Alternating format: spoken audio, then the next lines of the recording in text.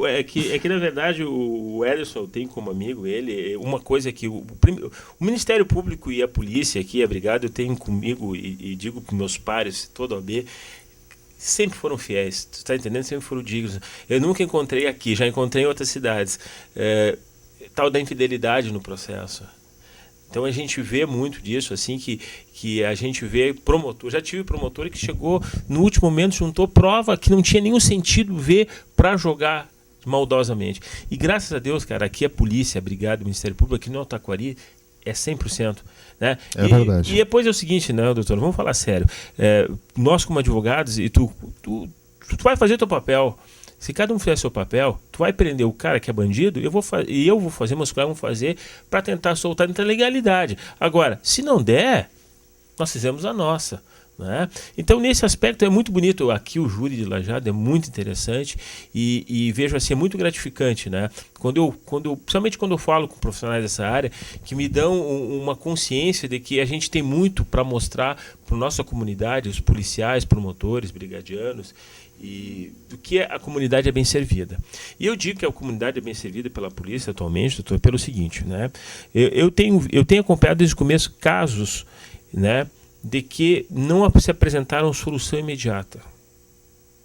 Mas quando a gente é do meio, a gente sabe assim, se a polícia não apresenta a solução imediata, é porque faltam o auxílio da sociedade, né? Falta testemunhas. Né?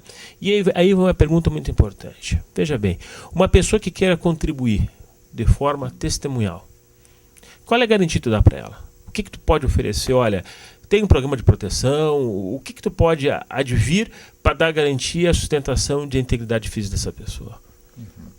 Esse é outro assunto delicado, um assunto complicado, e eu sempre, atualmente, não titulo delegacia que fazem investigação, mas sim, já titulei durante vários anos e já trabalhei diretamente na investigação de crimes, principalmente a gente na testemunha, muitas vezes a gente geralmente relaciona ao crime de homicídio. Né, principalmente a questão de testemunhas. Mas, por exemplo, tráfico de entorpecentes, muitas vezes o roubo, mas basicamente a gente foca na questão, por exemplo, do homicídio. O Estado tem um programa de proteção a testemunhas, o Protege, mas ele é um programa ainda muito incipiente, e é outra área que nós conversávamos no programa anterior, que poderia ser efetivamente melhor formulado através do investimento do Estado, porque obviamente que o Protege custa caro e precisa de investimento. Atualmente, cenário atual, respondendo a sua pergunta, o Estado não dispõe de um grande instrumento de proteção da testemunha. Então eu deixo bem claro para essa pessoa justamente isso. E aí eu jogo limpo com essa pessoa no sentido de que muitas vezes em que ela testemunha em determinado fato, né, ela evidentemente ela vai estar assumindo um certo risco. Mas aí eu faço uma diferenciação que me veio à cabeça agora e que é fundamental, que eu sempre digo a ela. Uma coisa é a testemunha, outra coisa é o depoimento da vítima, que a gente sabe que juridicamente tem diferença, mas que principalmente na cabeça do criminoso, essa diferença é fundamental. Por exemplo, eu nunca vi, na minha carreira, um criminoso que tenha se vingado de uma vítima por um depoimento que ela deu reconhecendo o autor do fato, ou indicando o autor do fato, ou dando todas as características e possibilitando a condenação daquela pessoa. Não, isso é uma coisa do conhecimento policial, daquela coisa que o senhor sabe também porque trabalha no meio. O autor do fato, ele entende aquilo como um comportamento ético, como um comportamento, eu fiz e ela está me reconhecendo, eu fiz um mal àquela pessoa, ela está me reconhecendo. Diferentemente do comportamento do denunciante ou da testemunha, que no linguajar, vamos dizer assim, da malandragem é chamado de caguete, diferente da caguetagem. Nessa denunciação, esse ato é visto pelo bandido como um ato de covardia e de fraqueza. Pô, esse cara me sacaneou, eu não fiz nada para ele e ele me sacaneou. Aí sim pode haver uma, vamos dizer assim, uma possibilidade de um revanchismo ou de algum ato ruim contra essa pessoa. E isso a gente sempre deixa bem claro, porque muitas vezes assalto a banco.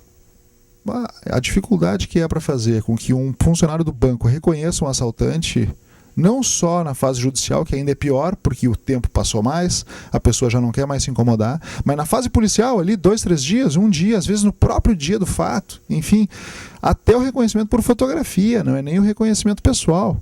Reconhecimento por fotografia que a gente faz, muitas vezes para embasar um pedido de prisão temporária ou até de prisão preventiva, enfim. E a gente sempre procura mostrar para essa pessoa essa diferença. Olha, tu não está denunciando ele, tu é vítima.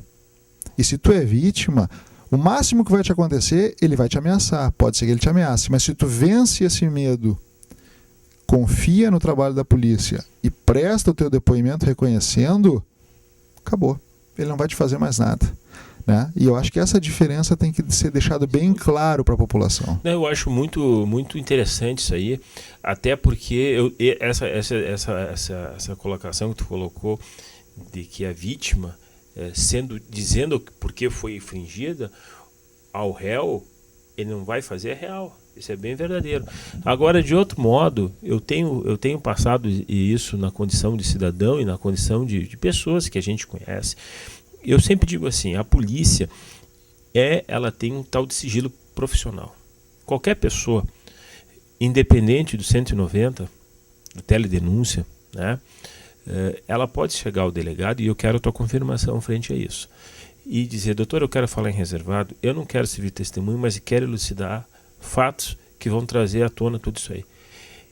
Isso pode acontecer, o senhor dá garantia, a polícia dá garantia para esse tipo de cidadão que não quer aparecer. Não quer, você sabe que eles têm medo, né? Mas por outro lado, eles sabem peças que vão solver tudo isso aí. Essa garantia eu sempre digo que a polícia dá. Chegue na polícia, esclareça que ela não vai, de forma alguma ela vai te chamar, se tu disser eu não quero, mas vou te elucidar. Isso acontece, pode acontecer isso? Sem dúvida. Aliás, como eu disse, a informação é o principal produto do trabalho da polícia. E muitas vezes a gente utiliza essas informações anônimas, ou vamos dizer assim, informações de fontes humanas, que é o termo técnico hoje para os informantes. Na verdade, tudo continua igual. A única coisa é que, vamos dizer assim, se mudou a terminologia. Né? Então, o que antigamente se chamava de campana, hoje é vigilância. O que antigamente se chamava de informante, hoje é fonte humana. Então, é tudo uma terminologia que está aproximando a linguagem da investigação da linguagem de inteligência, da doutrina de inteligência. Mas é tudo a mesma coisa. As informações que as pessoas, os informantes, passam não somente para o delegado, mas como também para os agentes policiais que trabalham na investigação, e se ela declarar que ela quer ser preservada, o nome dela, aquela informação dela, só para que haja o entendimento, diferentemente de uma possibilidade de um depoimento. Então, por exemplo, o Augusto Cavalheiro Neto vai ser ouvido na delegacia. Não tem problema, ele vai lá, senta, dá o nome, depoimento, assina o depoimento, esse depoimento é trazido para os autos e fica identificado como sendo o Augusto Cavalheiro Neto deu aquele depoimento. Mas o Augusto Cavalheiro Neto não quer dar depoimento. Ele mora num local que é um local perigoso, então ele está ali realmente ameaçado, mas ele é um bom cidadão, ele quer ajudar a polícia. O que ele faz? Ou ele liga para o Disque Denúncia, ou ele vai até a delegacia e fala, vamos dizer assim, de boca a informação. O que eu, policial, faço? Eu faço uma certidão. Tenho fé pública, certifico que no dia tal contatei com pessoa que não quis se identificar com medo de represálias, que falou papapá, papapá, papapá. Tudo aquilo que ela me disse eu coloco sob certidão. E eu assino, o nome dela não aparece. E essas informações geralmente são as informações mais importantes que a gente tem dentro dos autos. Porque a partir disso aí é que dá um norte para a nossa investigação. Olha, quem matou o fulano foi o Zezinho, o Guinho e o Luizinho. Bom, então é com eles. Então a partir daí a gente começa a trabalhar nesse sentido. Aponta o foco da investigação para eles. E aí é que geralmente os crimes acabam sendo desvendados. Mas respondendo de forma objetiva a tua pergunta, sim, nós damos esse tipo de anonimato e de sigilo para todos os nossos informantes. Da mesma forma como os padres guardam o segredo da confissão, nós policiais guardamos também o sigilo da fonte, assim como a imprensa. E o senhor sabe que isso é importante tu me colocares, porque eu já tive clientes na condição de assistente de acusação em que se reportavam nisso. E o que tu disse é que eu disse. Tu vai falar com o investigador, com o delegado, ou aquele que cuida da investigação, né? E tu vai pedir sigilo, principalmente o delegado. Eu digo o delegado é que ele é o condutor do processo, ele é o presidente do processo. Se tu disseres para ele, tu quer sigilo, ele vai te tratar que nem um padre na confissão. Ninguém, deixar bem claro, telespectadores, que ninguém vai tirar esse segredo. O senhor confirma isso aí, o senhor acabou de dizer. Eu digo isso por quê? Porque tem crimes insolúveis aí em Lajeado. Nós temos crimes. E eu percebo que esses crimes insolúveis dão em decorrência do medo das pessoas, né? Só que no dia de hoje, e aí foi boa as tuas palavras, vocês têm o que se chama o sigilo profissional e a segurança da pessoa que vai dizer. E é muito importante, como tu mesmo desenhou, eu já tive em processo, e colégios tiveram em processo, de que uma certidão, ela acaba, muitas vezes, com toda a defesa, porque proporciona ao investigador e ao membro do Ministério Público elucidar o crime. Principalmente no júri, né, doutor? Terrível. É terrível. Eu seria o opositor máximo sendo advogado, e hoje eu sou aqui uma pessoa que estou te entrevistando. Mas para a sociedade é de fundamental importância que aquela pessoa que detém uma informação, né, porque a gente é pai de família, venha ao delegado, venha à delegacia de pronto atendimento e coloque, eu acho que é isso e isso. Porque aquela vítima, né, e digo também, pai do réu, são os que mais sofrem, entendeu? E todo crime, eu penso assim, quando não solucionado, é porque as pessoas não querem dar informação, né? Sem dúvida, sem dúvida. Né? Doutor, outra coisa que me faz muito haver aqui, que eu trabalhei e colegas meus trabalharam, grandes operações, né? Nós tivemos em Lajeado grandes operações. Eu sei que isso é segredo, mas está para vir alguma, já tem um planejamento, a polícia, porque quando existem grandes operações, dá-se conta que existem grandes crimes, grandes situações. Existe isso? Não vai ter mais? Como é que está toda essa posição? Olha, eu não poderia lhe responder. Primeiro, se eu soubesse, não lhe poderia responder. Mas eu não lhe respondo porque eu não sei. E explico por que não sei. Justamente porque eu não titulo o órgão de investigação. Eu hoje sou o titular da DPPA e principalmente na parte administrativa da delegacia.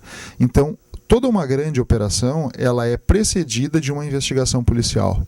Então, obviamente que se houver, eu participarei em apoio e serei avisado um dia antes para estar em tal local, com armamento convencional e com a minha equipe, ponto. Mas a DPPA não investiga absolutamente nada. Então, o que eu posso lhe garantir é que de parte da DPPA não vai haver grande operação por uma impossibilidade. Mas eu não sei, isso depende do delegado Silvio, do delegado Juliano e dos outros delegados da região.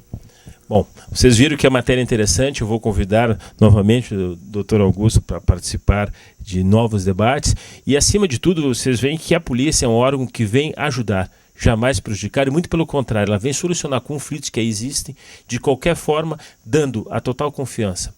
Então, até lá, muito obrigado.